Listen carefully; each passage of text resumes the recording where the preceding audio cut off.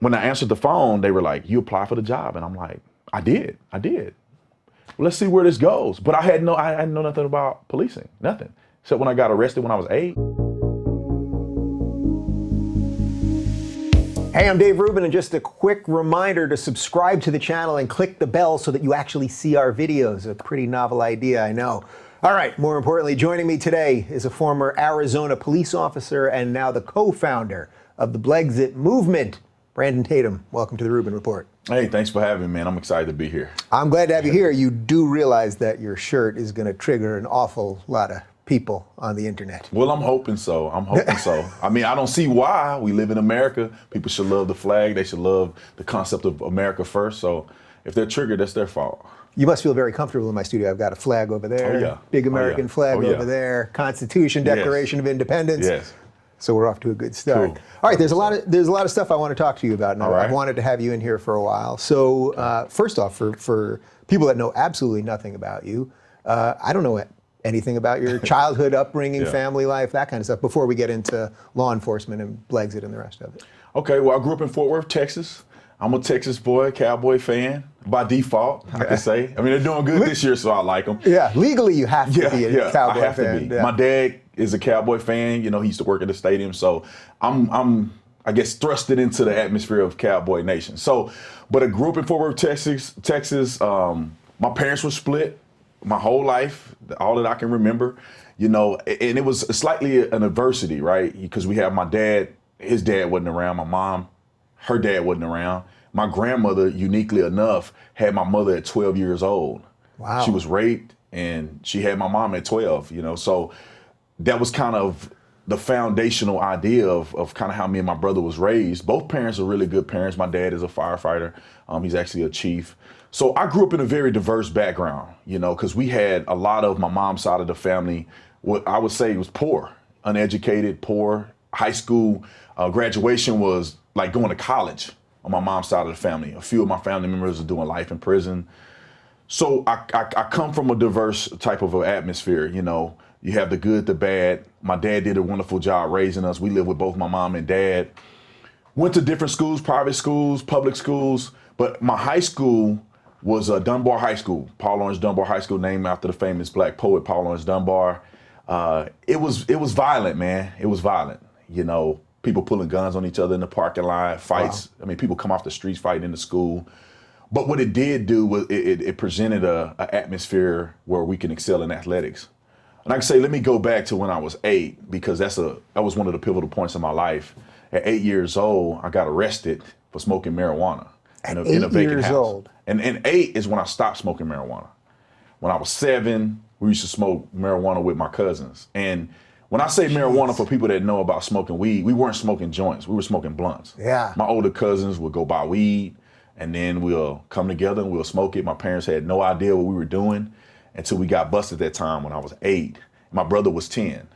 Jeez. So I mean, I can't even imagine what the mind of an 8-year-old smoking weed. Yeah, my son is 9. He just turned 9, and I couldn't imagine him picking up weed and smoking it like we were. Jeez. We were also wait. So you get busted? What happened? Well, we got busted. Vacant house. I mean, they came in like the SWAT team.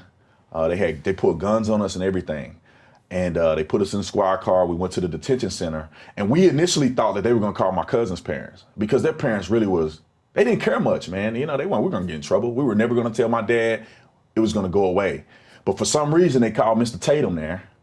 And my dad is a strong man, you know, and he came in there like he was ready to fight, you know. He came in there and I'm going to kill him, I'm going to kill him. And I was telling my brother, I was like, you know, I hope they leave us in here, man, because we're about to get the whooping of a lifetime. But the thing that I love that my dad did, and it really changed my life, is that we didn't get a whooping. He didn't whoop us. He set me down. We were on a ride home. He set me down and said, look, Brandon, if you don't act with integrity and you don't change your ways, you will never play in the NBA. Because at the time, I wanted to be like Michael Jordan. I mean, that hurt me more than any whooping could. And it kind of set me on a path of feeling like, you know, I need to do better, man. You know, I love my cousins, but we can't hang out with them no more and get into trouble that'll end up causing me to lose my future. More importantly than anything else, how are your basketball skills now? Oh, trash. I'm trash at basketball. I hate to say it. I know that stereotypically I'm supposed to be Oh, good. so this was the 8-year-old dream of being This was Michael the 8-year-old Jordan, dream. right? That dream died when I couldn't dribble with my left and I couldn't shoot from the 3-point. That dream died. All right. So, all right. Well, you know what? I was actually going to do some of this stuff later, but so this obviously relates to the black family. And every time anyone talks about this, if you're white, let's say, they're going to immediately say you're racist for even bringing this up. And yet I hear this sort of story so often, that what is happening to the black family, or what has happened in, say, the last couple of decades, is sort of the root of the problem here. Yeah. Do you think that's fair to say? And 100%. And how did your dad not succumb to that? Well, 100%, I think it's the root of the problems. You know, when you're a young man, you're growing up with no direction. Where do you go? Who do you look to? You got to look to people that are influential males in the community, and they didn't have a dad. So you have a kind of a matriculation of this fatherless home issue going on, and people trying to be fathers without having examples of what a real father is. So now you're going to gang members and other dudes like our cousins, you know, and we didn't have to because we had a strong dad, which helped us. But you still want to be like your big cousins because they're cool, and it's, you know, it's kind of trendy what they're doing, and it leads young men down the wrong path. But unfortunately, and I guess fortunately for me, my father was a strong man, and I think that him not having his dad around really made him feel like, you know, I need to do better. And my dad obviously had a little bit of training being a father because he had to help take care of his younger brothers. And so my dad probably always had that in him, but him being a strong man, him standing on principles really saved us. I'm not gonna lie. You know, my mom is great. My mom was way more lenient than my dad. You know, my mom was the cool mom, you know what I mean? And I hate to say it, we kind of took advantage of that. Me and my brother didn't have as much respect for my mom as we did my father. He was strict, no cussing in the house. Back in the day when we had no cell phones, you know, he'll pick the phone up while you're talking to somebody on the phone and be like, it's time to go to bed, you know, and hang the phone up on you. So it was really beneficial. And if I didn't have my dad, I would not be here today. Why do you think it's so hard to talk about that? So, for example, my parents have been married 44 years now, with ups and downs and good and bad and all that stuff, but they still live in the house that I grew up in. And I know that the roots of that give you some stability in life. Doesn't make you perfect. You're still going to make mistakes and all those things, but it gives you some sense of like a consistency in the world. It's so obviously something that we should all want or aspire. Not to say you can't. If you don't have that, you're gonna be awful or something like that. But why do you think it's so hard to talk about this?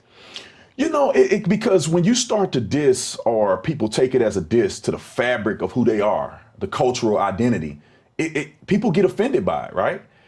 It's hard for people to take responsibility for their own action. It's very difficult, you know, so people like to divert. In the black community, culture is what's really destroying us, right? I mean, it's culturally acceptable more now than it was, I don't know, in the 40s, 50s, 60s, for you to be in a single parent home. Back in the day, that's unheard of. Yeah. Back in the day, you know, having a family structure was all we depended on. As black people to build, we understood the value of it. Now, right. It wasn't until I think late 60s, early 70s. I think early 70s when that flipped. It's beginning to flip, and now it's cool to be on your own and do your thing as a young man. Oh, I don't, you know, listen to the music that most of us listen to. You know, banging a few girls here and there, it make you a man. You cool, you popular. You don't have to stay around with a woman. You can hit it, have a kid out of wedlock. Most of the dudes that's rapping, most of the potential leaders are doing the same thing. You know, so I think we've been set off on the wrong path. And when you're confronted with those issues, instead of internalizing and say, look, this is our fault. We need to get back to this. Why are we not marrying these women that we're having kids with? Why are women not having the expectation to date and to be with a man who's stable and who can provide for them? Not somebody that can provide for them for one night, you know, not somebody that can provide flashiness, but stability. You know, also in the culture, stability is almost viewed upon like you're acting white. When I was growing up and, you know, you would do well in school, people would say, well, you're trying to be like the white man. You know, if you want to have your pants right like it's supposed to, tuck your shirt in and say, you know, I'm going to marry women, I'm not going to disrespect women. I'm telling you, I don't know how it is in every high school around the world, you know, in the black community, but I know how mine was. And you were getting shunned. I remember we had some guys who were virgins in high school and in college. I mean, you get bullied. Yeah. There's something wrong with you if you're not having sex. That's cultural, man. And I feel like if that changed, we may be able to return back to saying, let's value our women, let's value relationships. It's so interesting the way the media uses culture sort of against everybody. Did you see just in the last couple of days, there was this piece in Vox about how Andrew Yang should stop using toxic terms like math and that people should become doctors because those are associated with the Asian community, except those are the things we should all aspire for, Right. and they're trying to make them toxic. And that's the reverse of what you're laying out there. Yeah, exactly. And I just, that's what my goal is in life, is to give young brothers a different perspective. Now, don't get me wrong. I used to be sagging my pants. I had gold teeth in my mouth. I got Young Savage tattooed across my stomach. I got my hood tattooed on my forearms. You know, so I understand what it's like to be involved in that. I understand what it's like to want to be a part of that culture, but I also understand what it's like to change. You know, and it took me finding God to really take that step and change in a different direction. And I realized, man, this is the way things should be. And we shouldn't be ashamed to be like this. When was your spiritual awakening? In 2008, I'll never forget it. You know, I was in college. You know, I had fun in college, you know, my first couple years, but I had a terrible attitude. We couldn't sit across from each other because we would have probably never met. Anytime I felt offended by somebody, I'm ready to fight. You know, which was the detriment of my college career in football because the coaches yell at me and now I want to fight them. I didn't know how to handle my emotions well, and I didn't care. Cursed every word out of my mouth, you know, and a lot of things I really didn't care about that I care about now. Race was very different to me before I got saved. I saw black and white very clearly. I took Africana studies in college, and there was a period of time where I hated white people. I did. I felt so offended by what they did to my ancestors from the things they taught us in college. Oh, yeah, so I was going to ask you, so do you think that was the intention of the classes? Because this goes across all the social sciences. You know, I'm not sure back then. You know, I didn't feel what I feel today. Back when I went to the classes, I felt like that they were just teaching. And of course, there's going to be a level of bias, right? If this is your perspective, you have the freedom to teach kind of in the direction you want. I didn't see them over, you know, propagandizing certain things. When I go to colleges and speak now, it is clear that they're trying to intentionally brainwash people into believing a certain thing. I had a young guy reach out to me. The books that were required was a book saying, it was like anti-white man, while the black man is being oppressed. I mean, I didn't have those books growing up, or at least being in college. Go get a job after you've learned that. Like, what are you doing? What is the purpose of it? How can you exist in an environment where you hate white people, but you're only 13% of the population? How can you exist in that environment? You're gonna find yourself hating almost everybody you're around. You're gonna find yourself, you know, screwing yourself out of opportunities. Because if you're looking at your boss as the enemy, are you gonna perform well on your job? Are you gonna be more willing to try new things or go up in the ranks? Are you going to have the spirit for you to visualize success when all you think is you know that you're being oppressed by the white man? So some of that was in me growing up. You know, I grew up in an all-black community. I never dated a white girl. It was shunned in my community. Growing up, you date a white woman, you're gonna get bullied. You a sellout. You know, so I had none of that exposure. Never was really around white people consistently. Mostly around black people. Everything in my life was Afrocentric. I got to college and my eyes were opened up to a certain degree because now everybody's white. And it's like 35 of us, you know, it's a little more than that. Probably about a couple hundred, but most of us were athletes. Yeah. And so I began to see like, you know, white people aren't as evil as I thought they were. So they weren't hunting you down on campus? They weren't hunting us down. You could go eat with white people and nobody would be, so there would be no controversy. You were eating with white people. Eating with white people. Incredible. Surprisingly enough.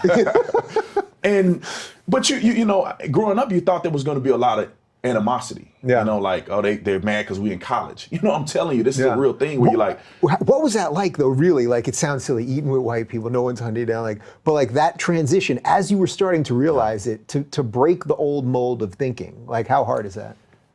For me, man, I'm a very stubborn person, but I'm a logical person. If I can see a logical example of truth and reality, then it's easier to convert me. If you can't show me that, I'll be stubborn to the day I die. But it was really eye-opening for me, man, because I perceived that people were going to treat me differently. I perceived that people were going to be shocked that black folks are going to college and we're successful, and it wasn't at all. White people didn't care. You know what I'm saying? So, and then I started to meet white friends, and I'm like, man, everybody's essentially the same. There's like two people in this world, real people and fake people. They come in different colors. And that began to change in me. And then, like I said, when I got saved, it's like God imparted in my heart that we're all the same, man. So what was that spiritual wake-up moment? Well, it was a lead up to it, right? I mean, football wasn't going well for me. I had been going to church growing up. We were in church, but church wasn't in us, right? We go to church and we leave. We listen to rap music and doing all that kind of other stuff. We didn't pray. We didn't read the Bible. So that's kind of our lukewarm Christian upbringing. And when I got to college, things weren't going well. Then I said, man, let me try God out. I was really going to rule God out. I said, let me see if this is real, man, because I'm in a point in my life where it's kind of a turning point. I want to figure out who I am. Football's not going well. I thought it was going to be, my life moving forward, and it's not happening. And I'm in a position where I don't know where to go. Let me rule this God thing out, and then I can go from there. And I was having visions and dreams and stuff of God. Jesus visited me in one of my dreams, like in a vision. And I went to a church. I got invited to Emmanuel Grace Apostolic Church. I'll never forget that church. And it just turned my life around. One day I went up to the front. I had a friend with me, and she was crying, at the altar call. She's crying, and, she want to, find God. And I'm like, in my mind, I'm going to take her up there because she's too scared. Let me take her to get her some pray for, because they pray for you at the front. And when I went up there, I ended up getting prayed for. And then I found myself getting baptized, and God really just changed me, man, completely. I'm talking about, it was a complete change. I went from cursing every day to never, when I say never cursing again, but a period of time I never said a curse word. Now sometimes people make me mad. I may not say it on the TV, but sometimes I do curse. But I didn't curse. I stopped listening to rap music completely, and my perspective of life just completely changed. I saw everybody the same. It was no more black and white, this racist stuff. It was like, God created us all. We're all brothers and sisters in God, and we just have different melanin in our skin. This is kind of a sidebar, but do you think people can have a shift, like such a fundamental shift like that, without God? Do you think there's a way that some people can, and some people maybe are more wired to need belief or something like that? Well, I think that people can have a level, a shift to a certain level, right? I think God is the ultimate shift, right? Because I think it's more than just what the human, I guess, nature can do to change. The things that changed in me were supernatural, in my opinion. I can't explain it. I can't explain how. I can't explain why it happened. I just know the experience I had at church and how my mind completely changed. It was like instantaneous. Mm-hmm. When I got baptized and I went down in the water and I came up, I remember telling my friend, like, I just feel lighter. I don't know what happened to me. Something has happened to me. And I didn't read through the Bible, so I didn't understand the significance of all of it.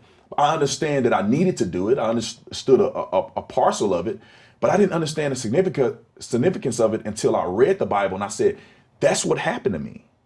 Now I see.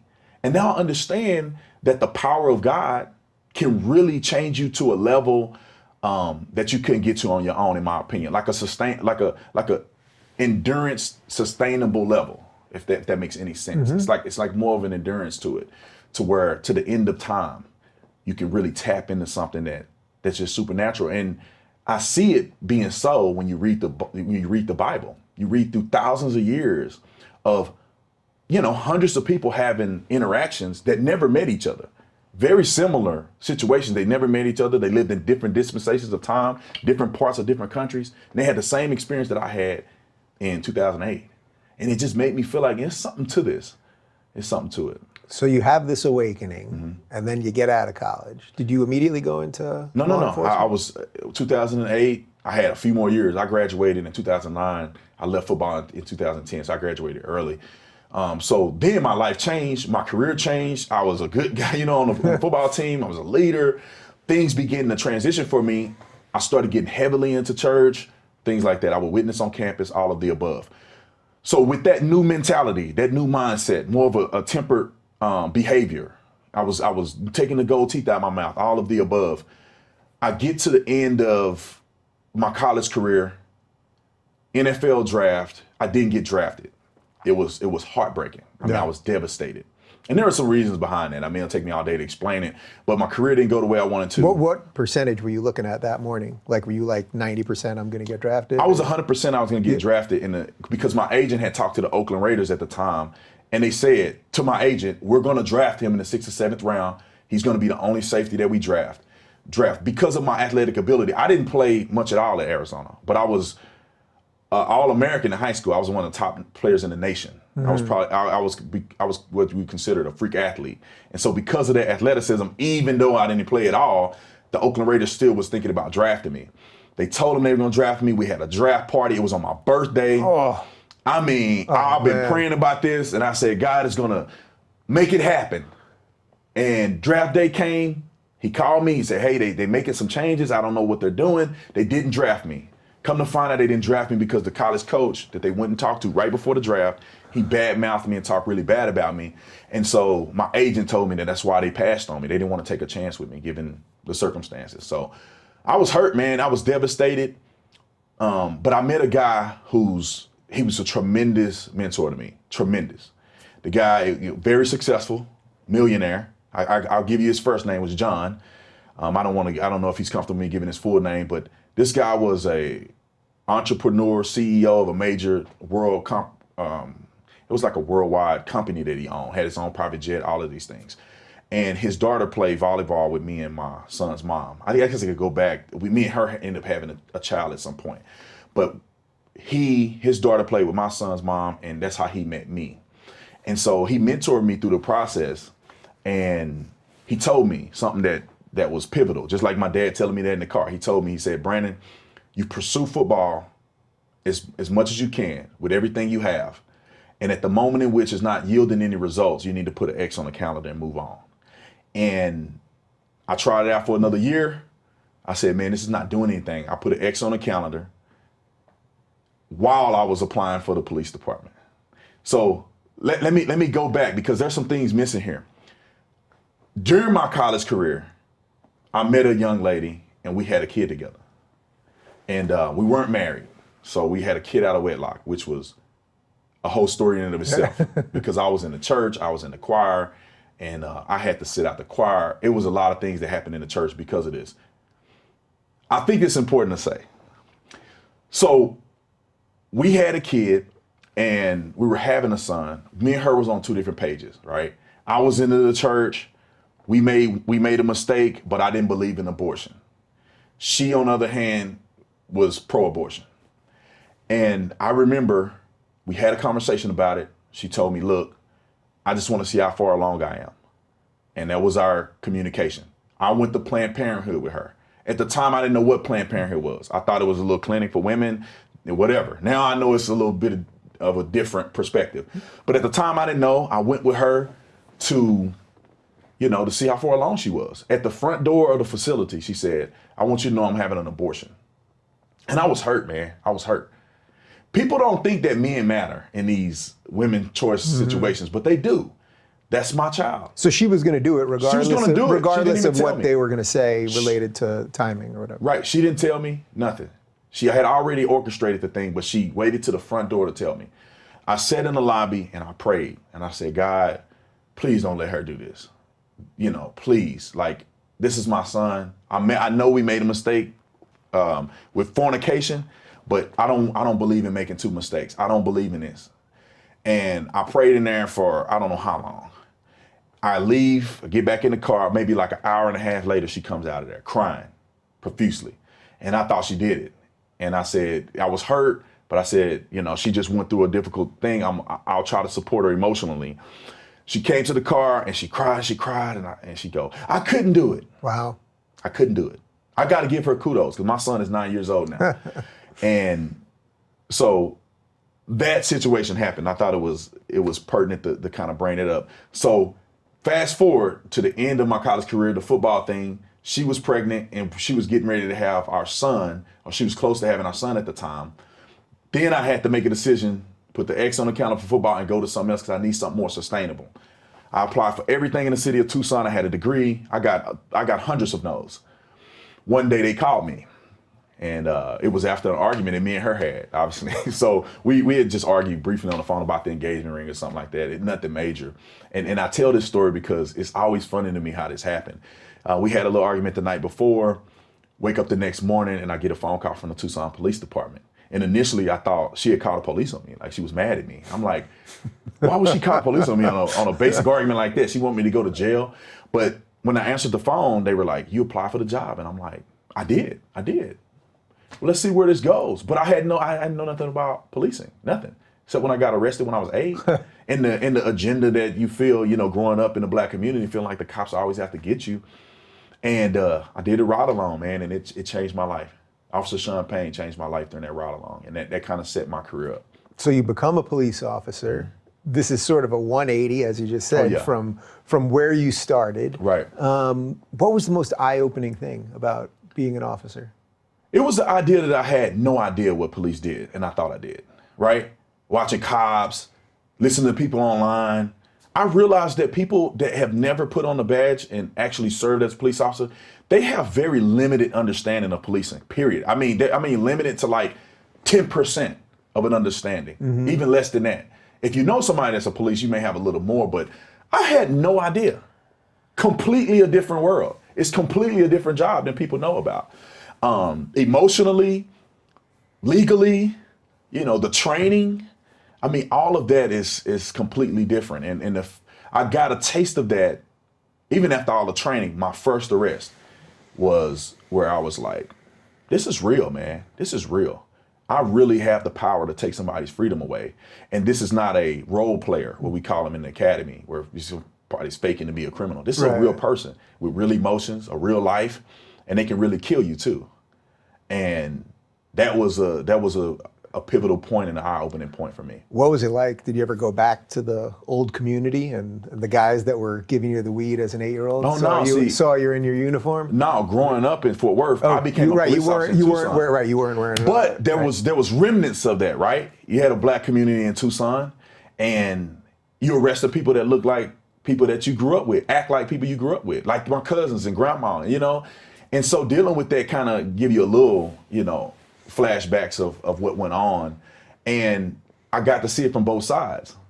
All of that horrible stuff I thought they did to us when we were in a vacant house, how they treated us and all that stuff, I realized that them officers was right. They did what they're supposed to do. Getting a call of that nature, not knowing who to expect, knowing that we die on a day-to-day basis from calls simply like that. And that really, really opened my understanding to it. Yeah. What about racism within the police department, right? If you listen to half the media, police departments, they're all racist. They're looking for racist ways to incarcerate people. Yeah, it's the biggest load of crap I ever heard in my life. The biggest load of crap. Police, if people understood what policing was, you would understand that it's rare for a police officer to be actually a racist. Now, are there racist people on the police department? Yes. There's racist pastors. Come on. We all know that every walk of life, there's some idiot out there that's still lingering to hateful rhetoric. Yeah. But doesn't it drive you crazy that you have to qualify it always with that? It drives me crazy all the time. Yes, there are homophobes. There are racists. There are bad, mean people. We cannot exterminate all of them. Right. Thanos could do it, but basically we can't, We can't, but some people need to know that because watching the media every day, if you're not an informed person or you're not a person that's a leader and you can lead with your own thoughts, you're a follower, you'll fall into that stuff. But it's very difficult to be a racist on a police department. And one of the biggest reasons why is because you can't pick who you serve. And the least racist people, in my opinion, are the white police officers that work in the black community. Because you put your life on the line every day for black folks. You are willing to die for black folks. You have to visually see and feel the pain and hurt in the community when brothers getting shot every day.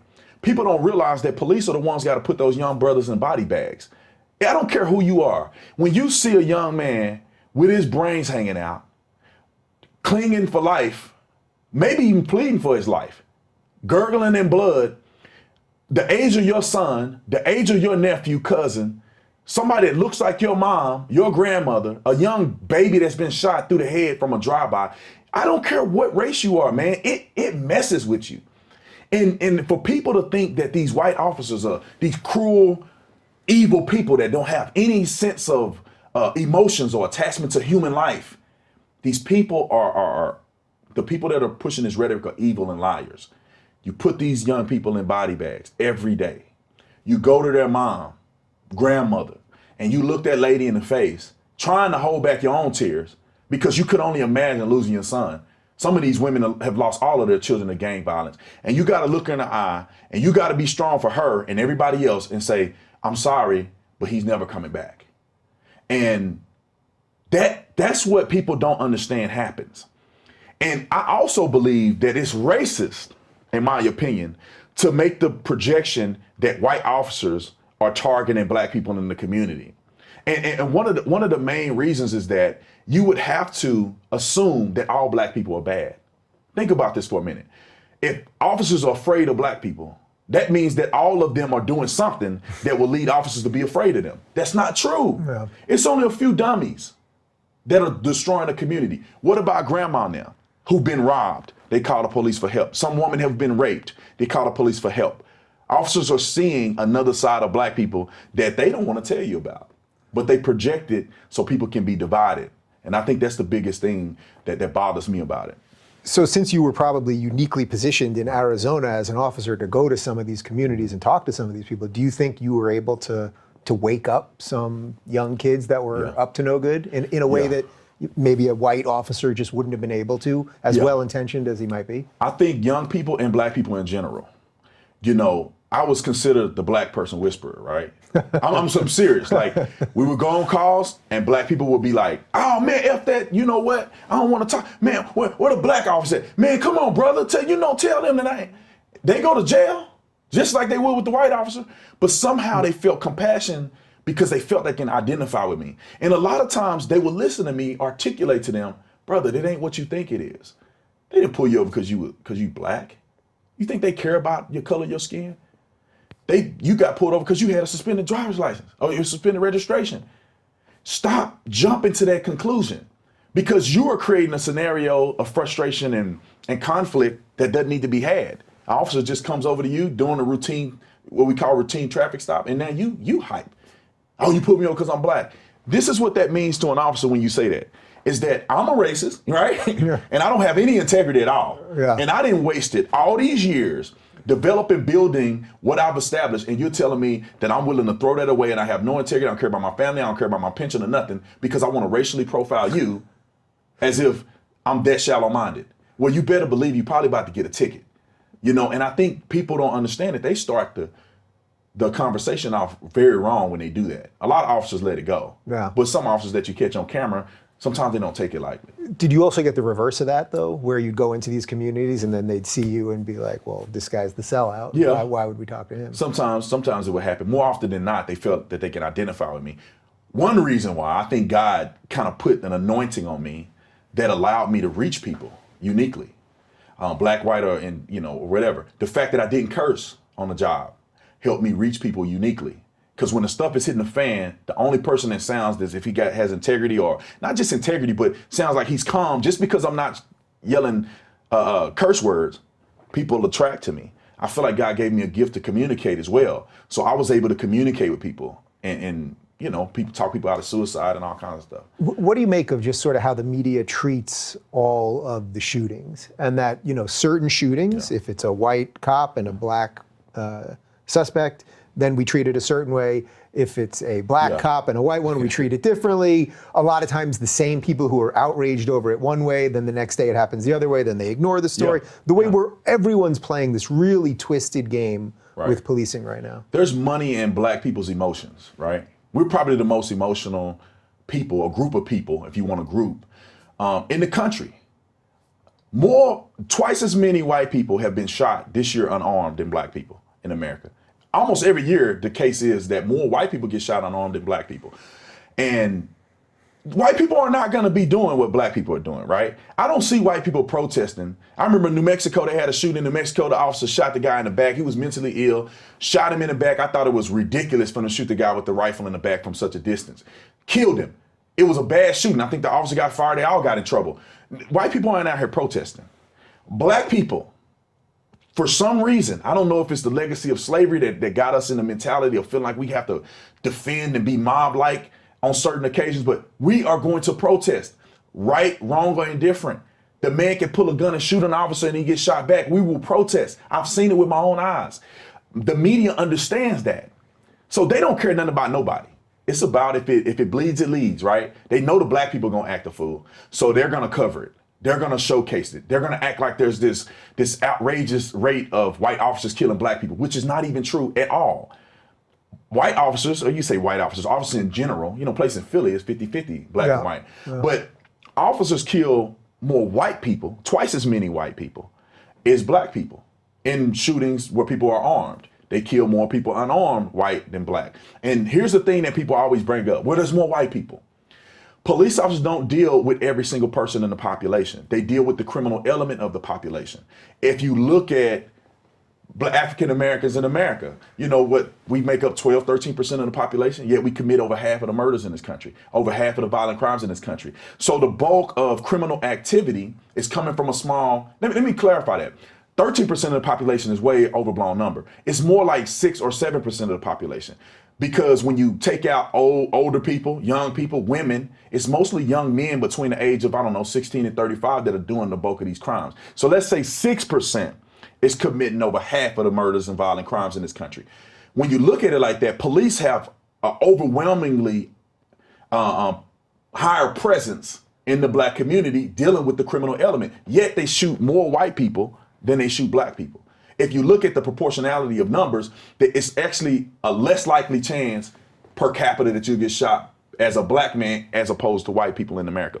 And that to me rules out the idea of the racist policing in America. Do you think it's possible that we're going to also, and maybe we're there already, going to have a crisis in policing where good people forget their skin color, which I would prefer to do all the time, but good people who are policemen won't want to work in black communities because they know it will ultimately be an unwinnable situation. You'll either have them turning on the black officer like you and you're the sellout and all that, and the white ones will just be like, well, forget this, there's no win in this. I could be a great officer for 30 years, but one weird thing happens that gets twisted one way or another or edited or whatever, and my career's over. So then you're gonna get I don't even know how you call it, like a lower class of qualified people that are going to work in the communities that need it the most. Right, and people they're not going to be proactive in policing. We've already seen it happen. I mean, if people are now thinking that we're going to get to that point, you're way behind. We're there. We were there from Ferguson. People don't realize it. The crime rate in these areas are skyrocketing. Officers, proactive policing is going down. Listen, police are responsive, right? They respond to crimes, right? If me and you got into an altercation, I pulled a gun, I shot you, they're not there before I shoot you, they come after the fact.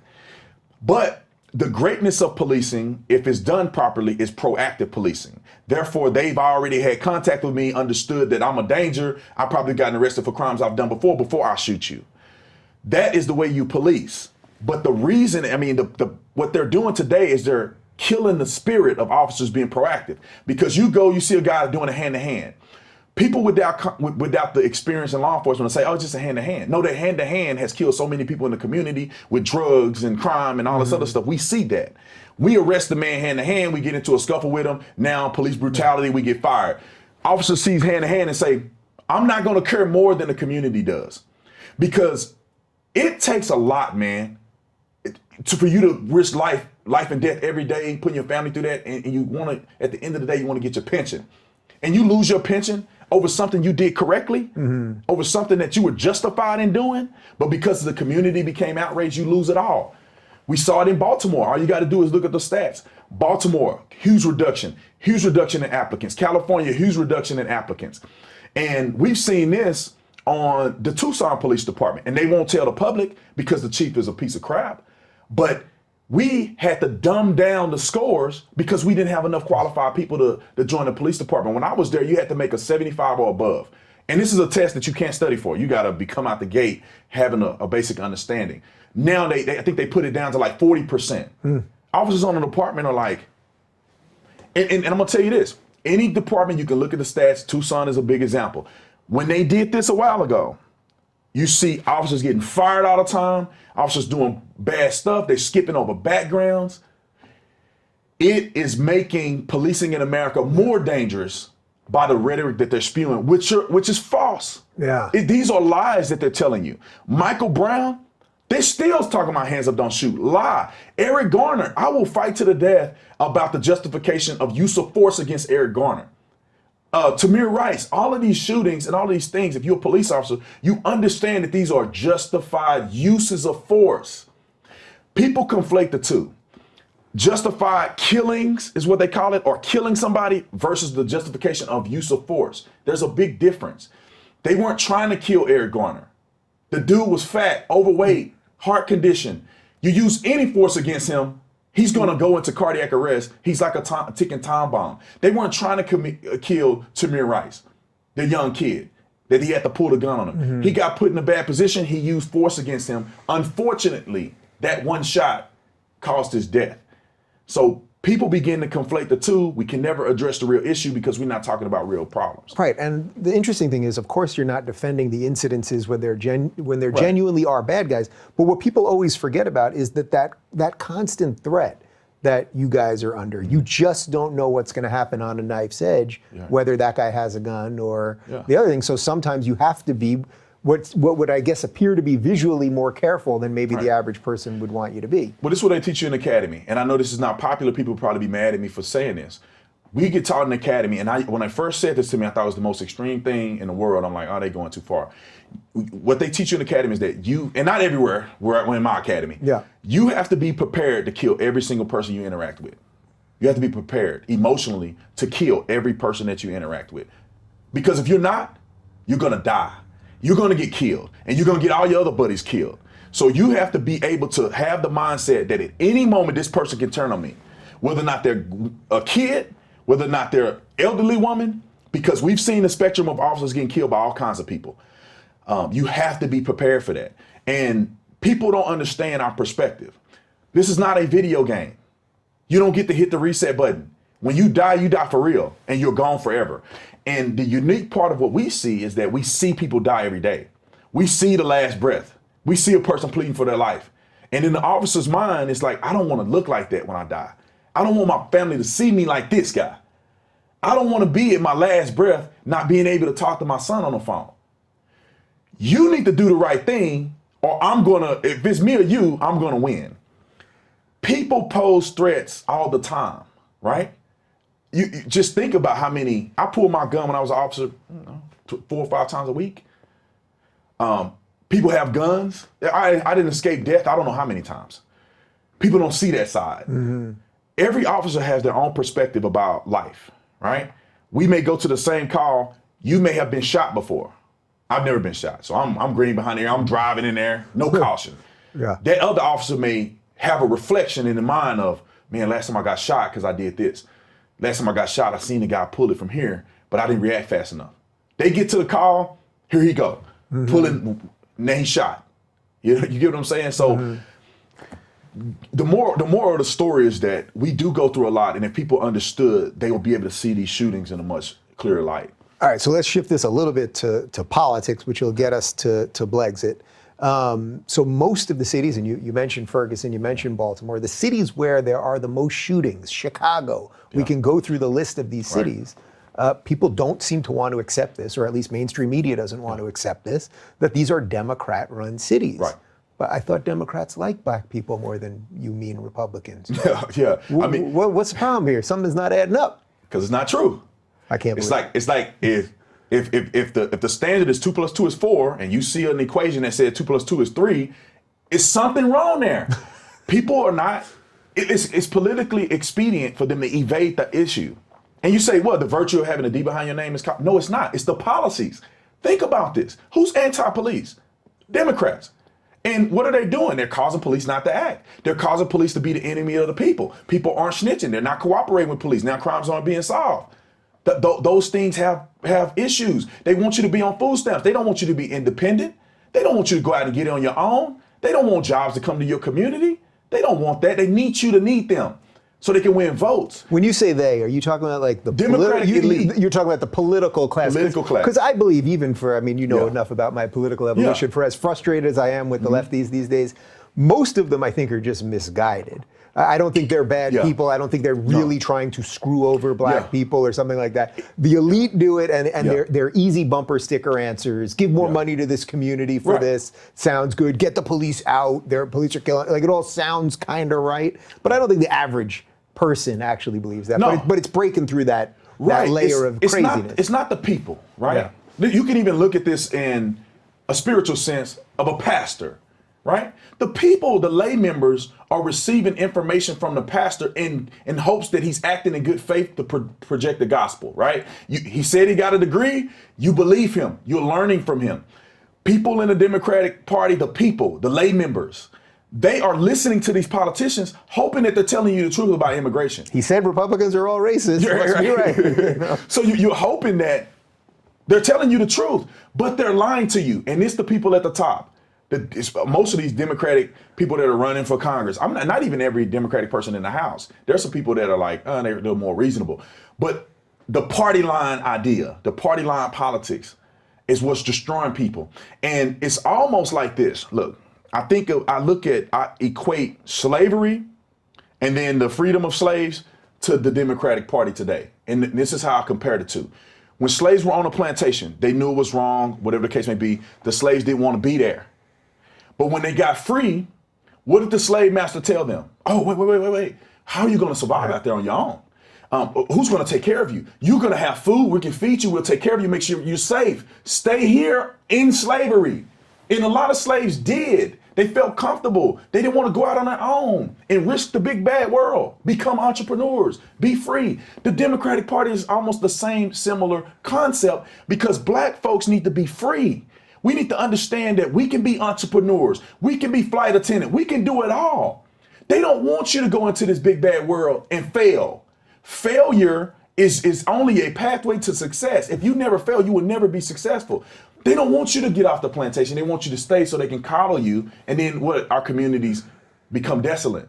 No real spirit of the community. And dependent on them. Right. Them being the government. You know, it's interesting because everything you just said is basically what Kanye said about the mentality of slavery. And then what happened? Well, mainstream media said he should be in a mental institution. Right. Remember that? They have to.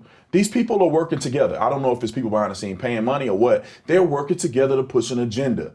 Netflix, all these things that are run by some of these Democratic elites, they have to. You can't ruin their reign over the people. Yeah. There's a difference between, and I'm not saying every Republican, right? I'm more of a Trump Republican, right? I don't like some of these people in the Republican Party, and I think they haven't done much for the black community anyway. Their outreach has been poor to me. I never seen none of them. Yeah. I never even knew they existed until I decided to, look on the other side. But when you look at it for what it is, the people in the Democratic Party, their focus is on power. More so in the conservative movement or in the Republican Party, their focus is the people more so often. We want you to be free, less government, whatever. The Democrats want power by any means necessary. They will support border wall. They will support strong immigration reform. Then, when it's not advantageous for votes, they will switch they will switch it in the same conversation they're having with you and act like it never happened. As a person who's new to politics, just seeing Chuck Schumer and all of them once just advocate. Barack Obama deported the most people in United States history out of any president.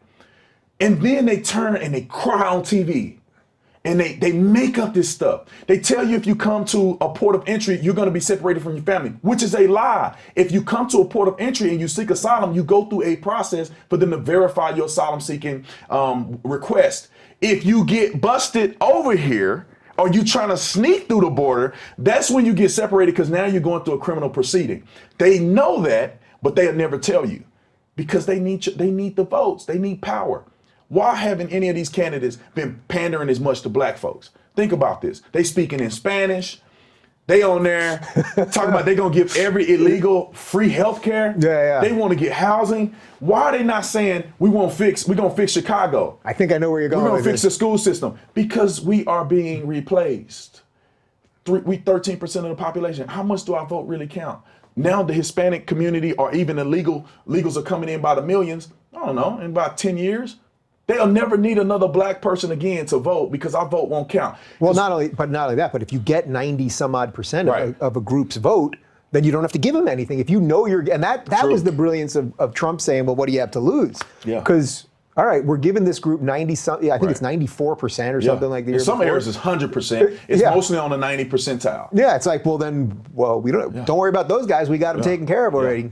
We got that box checked. And what I preach often is that it's not about the Republican Democratic Party. It's about leaving people who ain't doing nothing for you. And in many of these cases in the inner city, you've been voting for them 40 years. You still complaining. You still ain't got nothing. You still blaming people. Don't blame the Republican white man because the Republicans ain't even in your community. They ain't talking to you. They're not doing nothing for you. Blame the people who are there in your community perpetuating these things. Stop voting for them. I'm not telling you do your research, but one thing you do know, you may not know what the Republicans offer because you never gave them a chance. What you do know is the Democrats haven't done nothing. And you're talking about a person in my whole family, Democrat. I grew up feeling like I was a Democrat. And dude, when the truth bomb hits you, it's like a ton of bricks. It's a little weird, right? So we obviously, we swim in some of the same pools here. So the first time we met was about a year ago at a Turning Point event. You spoke right before me, and it was one of the few times that I was like, oh man, because you have incredible energy and the music you went up to, and you're just like knocking it out of the park. And then obviously I'm a little more low key, so I was like, I don't know if I can follow that, but it all worked out. But we go to a lot of the same events and things, and I find these people that are usually Trump supporters, but certainly people on the right, they don't care.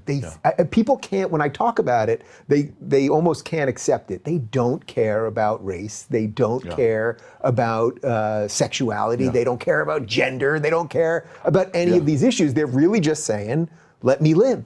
That's it. But it is hard, like, realizing that these people aren't bad. Like, I even still now, years later, I go to some of these, like, some functions or something, and I'll be like, I can't believe these aren't the bad guys. Yeah. You know? But they're not. That's just how I was raised. Republicans are racist white people. That's how it was. And now I'm like, Republicans are like the nicest people that you know. I'm not just saying Republicans. I'm saying people that are more on the conservative spectrum. Yeah. There's obviously libertarian and it's flexible on that part, all the way to far right. But I feel like that people are in around the conservative side and viewpoint are the most generous people I've met, are the most realistic people. They say, well, let's go by the Constitution. Let's go by what's fair. The other side seems to be more emotional. It's not about what's fair. It's what I feel. If one person have an alt and they say, just say transgender, for example. If a transgender person, one person, not saying that we shouldn't acknowledge a person's feelings, because God's mission is to love everybody. But one person says, you know what? I need a bathroom. They are willing to say everybody's rights have to be restructured. Everybody's feelings are thrown out of the loop because one person has a request that could infringe on everybody else, but we don't care because that person deserves to have this. And not only that, we're going to cut federal funding from states that don't behave a certain way relative to whatever the flavor of the day is. For, I don't know, 0.000 some percent of the population.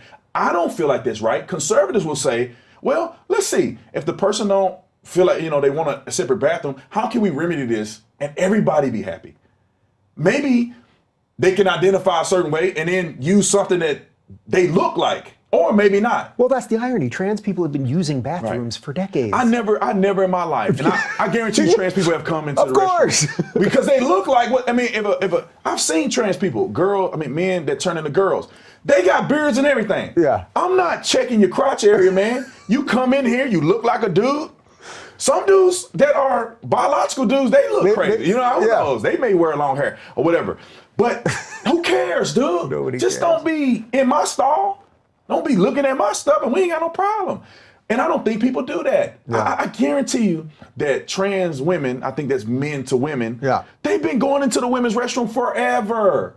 And some of them have a conscious awareness to say, I actually present I look like a woman. People don't even know. Yeah. They go right in the restroom and feel comfortable. What would be weird to me is if you look like a woman, you got breasts, everything, you look like one, and you go in the men's restroom. Yeah. I think that would be more awkward and odd than if you went in one that you actually matched the description. And they just want to flip everything. A couple of months ago, I was in Sonoma. I was at a winery, and they didn't have male and female. They only had all gender restroom. So, even where you wash your hands is the same area. Yeah. And this woman came out of the stall, and it was just obvious to me that she had just gone number 2. Yeah. And it was like, we're like looking at each other, and it was like something felt wrong. You know what I mean? Like, it was just like, why do we have to be standing here together right now? I don't know. Okay, so let's get this to Blexit, because if we go down that we'll go that path, it'll be a whole other thing. So. I mentioned to you right before we started that when I had Candace Owens on originally, this is now like 2+ years ago, when she was just a YouTuber with 100,000 subscribers. Her name was Red Pill Black. Yeah. I didn't even know her name was Candace when we first booked her. I said to my guys, we got to find out her name. I don't even know what her name is. Anyway, I had her in for an hour, and I just knew in that hour that this girl was going to blow up, and I'm proud to say that she sat in here and had a part of that. Yeah. We were just at her wedding a couple weeks ago. You co-founded the Blexit movement with her. The idea the basic idea being that black people don't have to be Democrats. True. And Candace always says that it's the least, she always says, people think I'm so controversial, but it's the least controversial thing that you can say, because you shouldn't have to vote for a party just because of your skin color. Right. And yet here we are. Right. Party line is ridiculous. You vote based on the values of your community and what you want to see change. And that's kind of what the premise of Blexit, and I think that people get too caught up in the name Blexit, right? I know that I know that the name it means a lot, obviously, because the movement is named after, but the thing is freedom. When I see Blexit, I see freedom. When some people see Blexit, they say, oh, you hate the Democrat. It has really not much to do with the Democratic Party. It's more of being free. Having a free mind. There's something else out there. For the longest, we feel like it's only one thing now that we have that we can utilize or access. We just want people to know, let me show you the history of what we've been doing all this time, and it's gotten us nowhere. Here is another perspective. Think about this for a minute. I believe most black people are conservative. Most black people are conservative, believe it or not.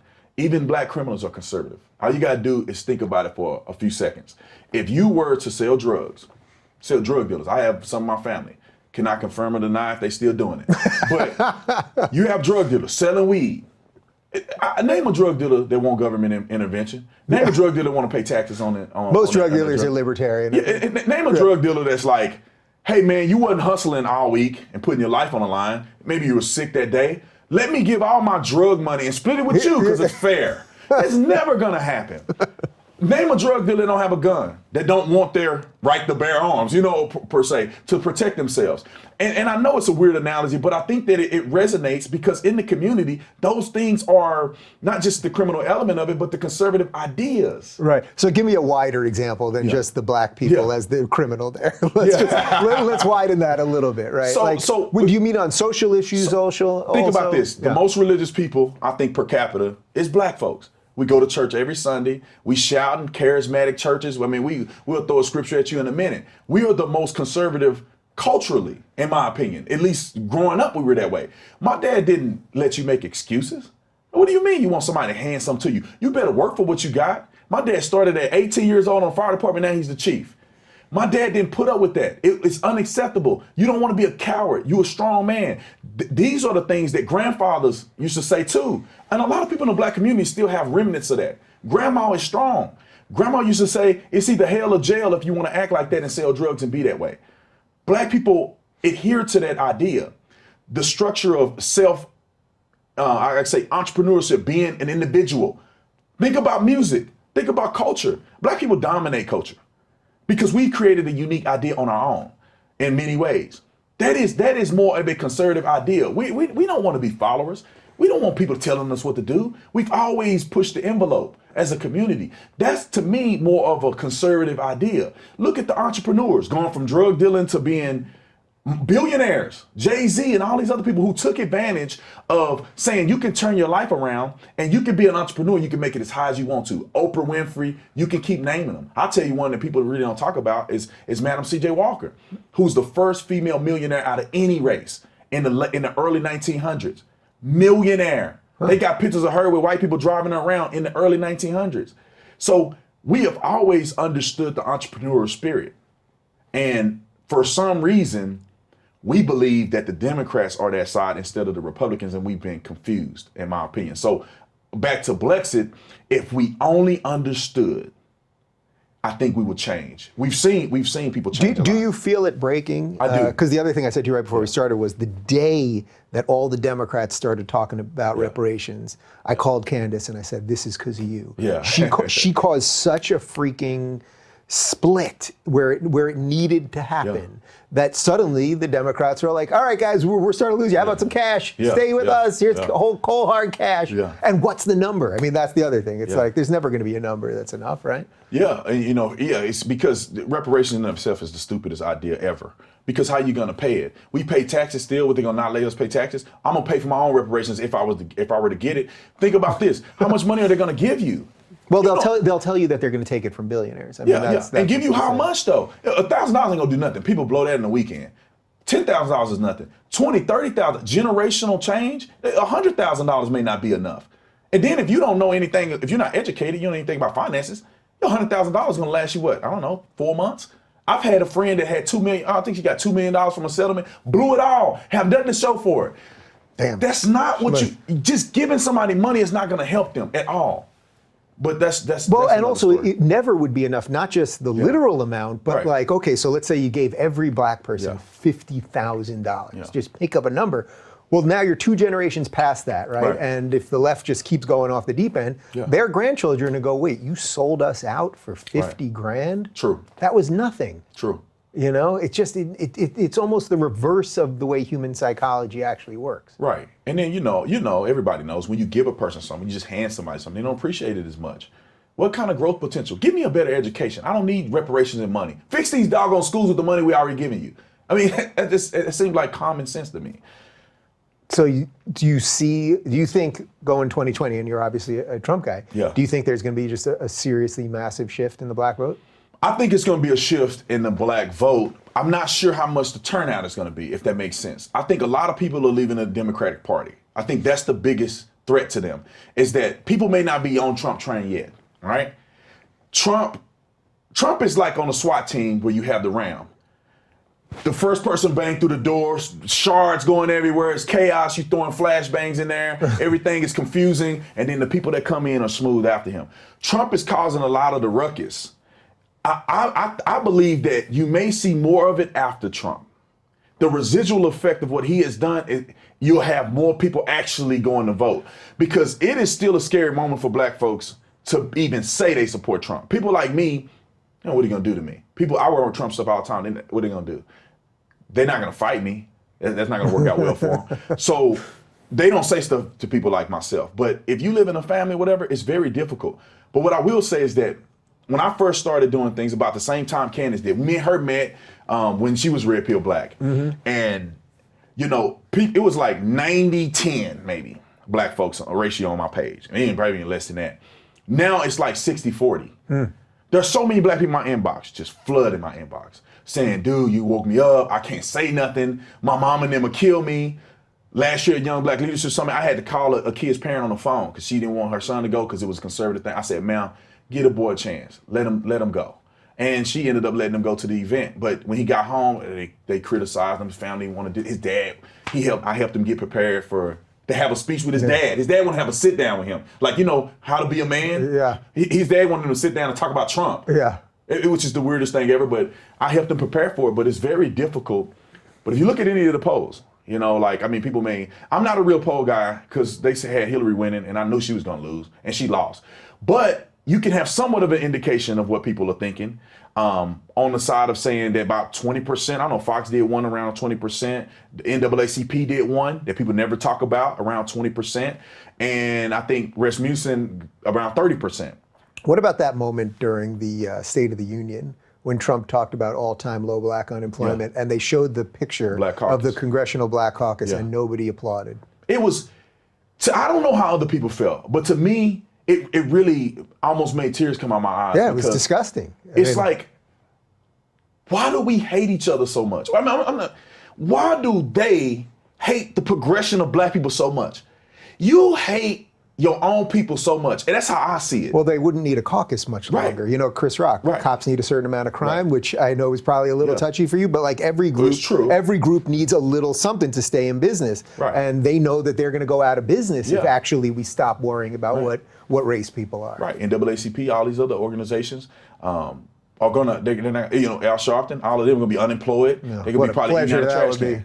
can. Yeah. So, but they need to do these things, but it hurts people. It hurts them and it helps people that's on my side. Because all they can do is point to them and say, if anything, whether you disagree, like them or not, when you say that black people are having the expression of historic low unemployment, at least do this.